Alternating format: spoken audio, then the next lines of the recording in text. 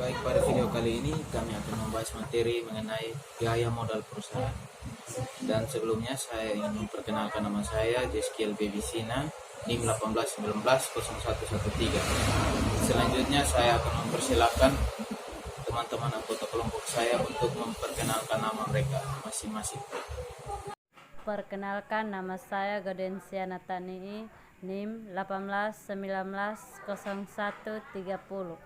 Perkenalkan, nama saya Maria Dimitrianus Boko, NIM 18190129. Perkenalkan, nama saya Jackson Mulumesang, NIM 18190125. Perkenalkan, nama saya Charles Pinis, NIM 18190117. Biaya modal perusahaan terdiri atas aktiva dan pasiva. Pada kolom aktiva terdapat aset. Kalau kita berbicara mengenai biaya modal, maka kita harus tahu lebih dahulu apa yang dimaksud dengan biaya modal. Biaya modal adalah biaya real yang harus dikeluarkan oleh perusahaan untuk mengadakan aset dan operasional suatu perusahaan. Modal dapat dilihat di neraca dan letaknya pada sisi kanan neraca yang terdiri dari hutang, saham biasa, saham preferen, dan laba ditahan. Lalu, untuk apa kita harus menentukan besarnya biaya modal? Agar kita bisa mengetahui berapa besarnya biaya real yang harus dikeluarkan perusahaan untuk memperoleh dana yang diperlukan. Lalu, apa pentingnya biaya modal? Yang pertama, maksimalisasi nilai perusahaan mengharuskan biaya, dalam hal ini termaksud biaya modal, diminimumkan. Yang kedua, keputusan penganggaran modal atau capital budgeting memerlukan estimasi biaya modal. Yang ketiga, keputusan penting lainnya seperti leasing dan modal kerja juga memerlukan estimasi biaya modal. Berikut ini adalah contohnya. Tuan A akan meminjam uang sebesar 1 juta dengan bunga 2% per bulan untuk waktu 6 bulan. Biaya administrasi dan biaya lainnya 50.000. Jadi, biaya memperoleh modal pinjaman adalah bunga ditambah biaya adminnya, yaitu dalam kurung 2% dikali 6 dikali 1 juta tutup kurung ditambah 50.000 sama dengan 170.000. Dan untuk mencari biaya modal per bulannya adalah dalam kurung 170.000 dibagi 1 juta tutup kurung dibagi 6 sama dengan 0,0283 atau 2,83%. Jumlah tersebut lebih besar dari bunga menurut kontrak yang hanya 2% saja. Berikutnya kita akan membahas tentang fungsi biaya modal terkait dengan pajak yang dikenakan pada perusahaan. Biaya modal yang dikenakan pada modal pinjaman berbeda dengan biaya modal dari modal sendiri. Konsep perhitungan biaya modal didasarkan pada perhitungan A sebelum pajak atau before tax basis, di mana perlu disesuaikan dulu dengan pajak sebelum dilakukan perhitungan biaya modal rata-rata seperti obligasi. Yang kedua adalah setelah pajak atau after tax basis. Yang berikut yaitu sebagai discount rate untuk menentukan diterima atau ditolaknya suatu usulan investasi, yaitu dengan membandingkan tingkat keuntungan atau rate of return-nya dari usulan investasi tersebut dengan biaya modalnya. Biaya modal yang dimaksud adalah biaya modal menyeluruh atau overall cost of capital. Misalnya, jika kita menggunakan metode net present value atau profitability index untuk menentukan diterima atau ditolaknya suatu usulan investasi, maka biaya modal berfungsi sebagai discount rate yang digunakan untuk menghitung nilai sekarang dari project dan pengeluaran investasi. Yang berikut kita akan membahas mengenai biaya hutang. Biaya hutang atau cost of debt atau yield to maturity, yaitu biaya komponen hutang yang digunakan untuk kalkulasi biaya modal rata-rata tertimbang. Dalam perhitungan WACC, kita memakai biaya hutang setelah pajak sama dengan KD dalam kurung 1 kurang T, di mana T adalah tarif pajak perusahaan. Dan berikut ini adalah contohnya. Penyelesaiannya adalah 10%, yaitu KD dalam kurung 1 kurang 15, 15-nya itu adalah pajaknya, maka kita akan mendapatkan hasil 0,85 atau 8,5%. Sebagai catatan, penggunaan hutang sebagai modal menurunkan penghasilan yang dikenai pajak karena bunga yang harus dibayar. Karena itu, penggunaan hutang dapat mengurangi pajak yang dibayar atau tax deductible. Contoh, suatu perusahaan membeli bahan baku secara kredit. Bunga dari kredit tersebut sebesar 10%. Tingkat pajak penghasilan atau tax rate 40%. Maka biaya hutang setelah pajak sebesar. Untuk mencari biaya hutang setelah pajak, maka kita menggunakan rumus KT sama dengan KB dalam kurung 1 kurang T, di mana KB-nya sebesar 10%, dalam kurung 1 kurang tingkat pajak penghasilannya sebesar 40%, tutup kurung. Lalu kita akan mendapatkan hasil 0,06 atau sama dengan 6%. Baik, saya akan lanjut menjelaskan materi tentang biaya saham preferen atau KPS. Yang pertama, biaya saham preferen sama dengan tingkat keuntungan yang dinikmati pembeli saham preferen. Rumus KP sama dengan DP per PN. Keterangan DP sama dengan dividen saham preferen tahunan. PN sama dengan harga saham preferen bersih yang diterima perusahaan penerbit atau setelah dikurangi biaya peluncuran saham atau flotation cost.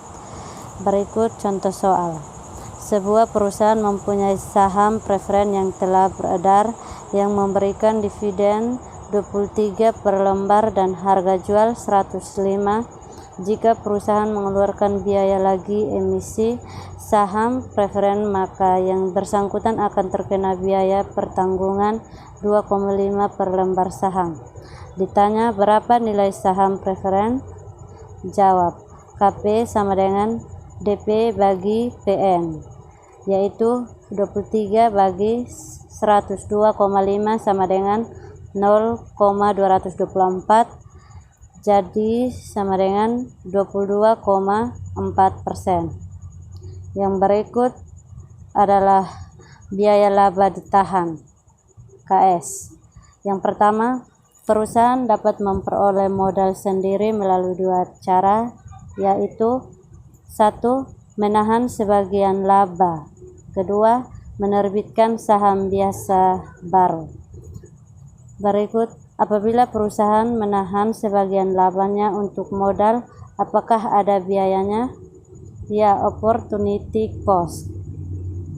Laba dapat dibagi berupa dividen dan investor dapat menginvestasikan uang itu dengan membeli saham, obligasi, real estate, dan lain-lain.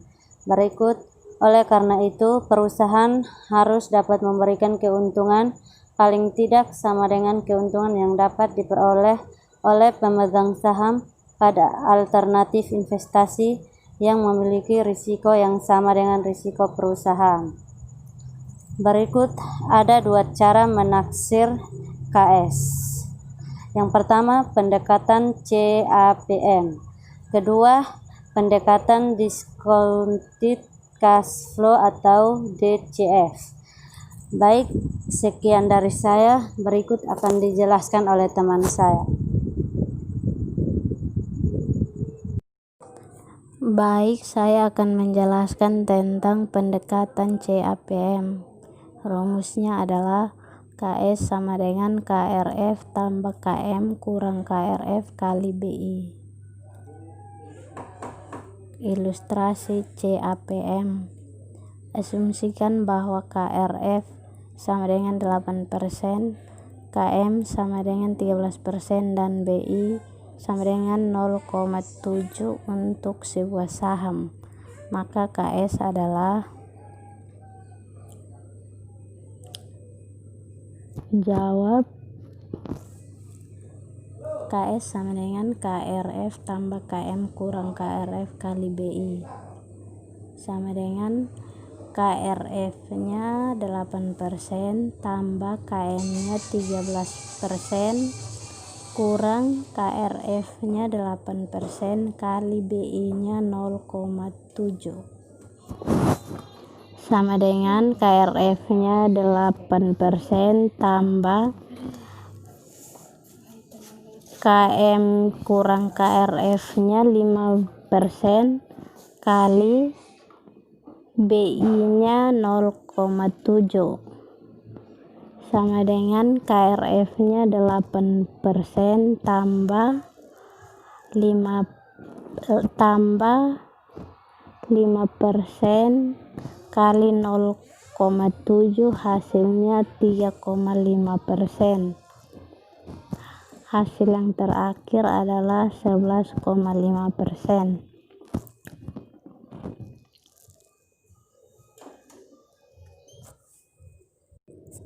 Yang berikut model diskonto dividen.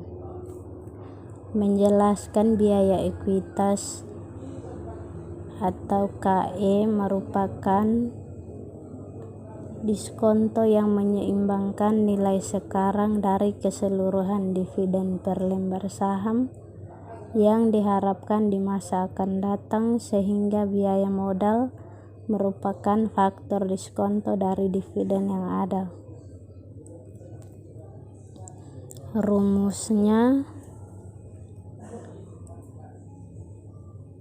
P0 sama dengan D1 per 1 tambah KE pangkat 1 tambah D2 per 1 tambah KE pangkat 2 tambah seterusnya tambah D mu per 1 tambah KE pangkat mu. P0 sama dengan sigma mu T sama dengan 1 DT per 1 tambah KE pangkat 1. Jika dividen diharapkan mengalami pertumbuhan sebesar G per tahun, maka biaya ekuitas adalah P0 sama dengan sigma mu T sama dengan 1 D0 1 tambah G pangkat T per 1 tambah KE pangkat T. Apabila diasumsikan bahwa biaya ekuitas lebih besar daripada tingkat pertumbuhan dividennya, maka rumusnya menjadi P0 sama dengan D1 per KE kurang G, di mana D1 sama dengan D0 kali 1 tambah G, sehingga rumus biaya ekuitasnya adalah KS sama dengan D1 per P0 tambah G.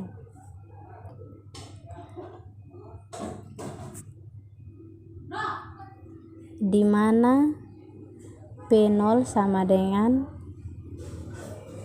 harga pasar saham biasa pada saat ini. DT sama dengan dividen yang diterima untuk periode T. KE sama dengan tingkat keuntungan yang disyaratkan investor. G sama dengan growth atau pertumbuhan. D0 merupakan dividen yang diterima pada waktu T sama dengan 0. Ilustrasi DCF. Contoh soal, perusahaan Allen diperkirakan memiliki ROE yang konstan sebesar 13,5% 4% dan diperkirakan akan membayar 40% dari labanya dan menahan 60% lainnya. Saham Allen dijual pada harga 23 US dollar. Dividen yang diharapkan selanjutnya adalah 1,24 US dollar. Hitunglah tingkat pengembalian yang diharapkan. Cara penyelesaiannya, G sama dengan tingkat resensi, G sama dengan 1 dikurang tarif pembayaran, G sama dengan 0,60 dikurang 13,4%, G sama dengan 8%. Selanjutnya, KE sama dengan D1 tambah G dikurang PO, KE sama dengan 1,24 US dollar dibagi 23 US dollar ditambah 8%. KE sama dengan 5,4% tambah 8%. Jadi hasilnya KE sama dengan 13,4%. Contoh selanjutnya, jika dividen saham PT Tata diharapkan tumbuh sebesar 10% per tahun, sedangkan dividen yang diharapkan pada tahun pertama sebesar 160.000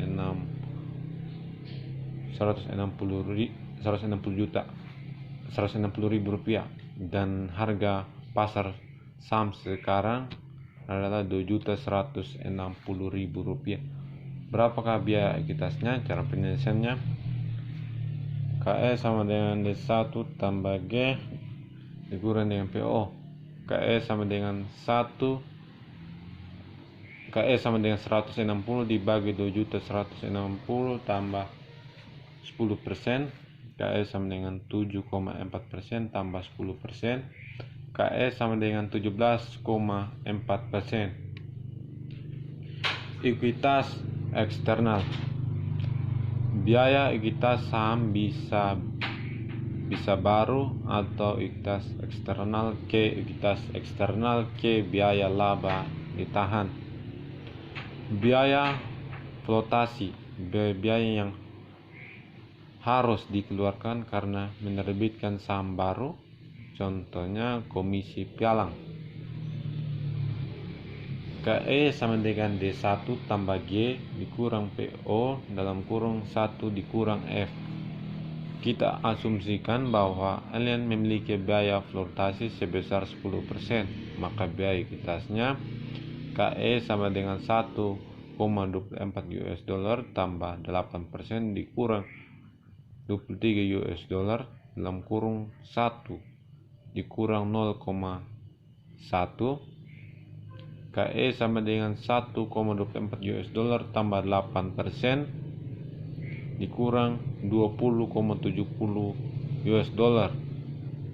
KE sama dengan 6% tambah 8% dan hasilnya adalah 14%. Contoh soal selanjutnya, suatu perusahaan yang menerbitkan saham mengeluarkan biaya pengembangan 10%. Harga saham perusahaan tersebut saat ini adalah 21,73 ribu rupiah.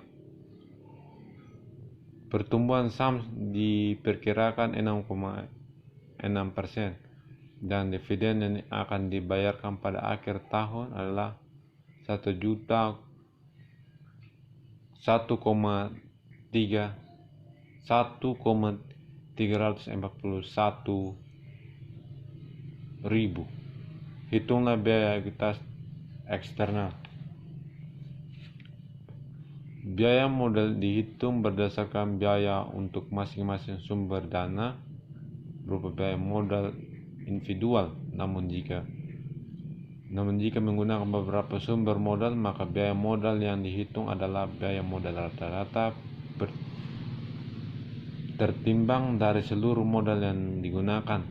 Biaya modal rata-rata tertimbang ini disebut dengan First of Capital. Biaya modal rata-rata tertimbang atau WACC. Baik, saya akan menjelaskan biaya modal marginal. Yang pertama, biaya tambahan untuk setiap unit baru. Yang kedua, biaya marginal tenaga kerja adalah biaya yang timbul karena menambah seorang tenaga kerja. Contoh, Apabila perusahaan menambah 10 orang tenaga kerja, maka biaya marginal tenaga kerjanya mungkin 500.000 per orang. Tetapi bila 100 orang tambahannya, maka biaya marginal ini mungkin jadi 750.000 per orang karena sulitnya mencari tenaga kerja sekian banyak dengan kapabilitas sesuai kebutuhan. Kita lanjut ke berikut. BPI sama dengan AFI bagi WI. BPI adalah break points untuk sumber pembiayaan I. AFI adalah jumlah dana yang tersedia dari pendanaan I dengan biaya tertentu. WI adalah bobot struktur modal dari sumber I. Kita lanjut ke ilustrasi. Perusahaan WDC mempunyai laba ditahan sebesar 300.000 dengan biaya KS-nya 13%. Jika mengeluarkan saham baru dengan biaya lebih mahal ke 14%, perusahaan memperkirakan hanya dapat memperoleh pinjaman sebesar 400.000 dengan biaya KD-nya 5,6%. Tambahan hutang selanjutnya, maka biaya hutang akan menjadi KD-nya 8,4%. Biaya saham preference 10%, sedangkan target struktur modal adalah 40/10/50 yang terdiri dari hutang, saham preferen, dan saham biasa. Jadi di sini ada 2 titik patahan atau breakpoint. 1. Ketika 300.000 dari laba ditahan dengan biaya 13%. 2. Ketika tambahan dana 400.000 dengan biaya 5,6%. BP-nya 300.000 bagi 0,5 sama dengan 600.000. BP yang kedua 400.000 bagi 0,4 sama dengan 1 juta. Baik, kita lanjut. Biaya modal rata-rata, kita lihat tabelnya. Tabelnya ini saya tidak perlu menjelaskan. Kita lanjut ke bawah saja ya.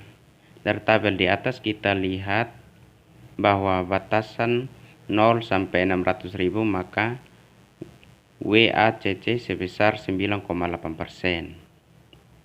Jika diperlukan dana tambahan 400.000 dalam kurung 600.000 sampai dengan 1 juta, maka biaya meningkat menjadi 10,3%. Demikian juga jika perusahaan memerlukan dana yang lebih besar dari 1 juta, maka diperlukan WACC-nya 11,5%. Sekian dari saya.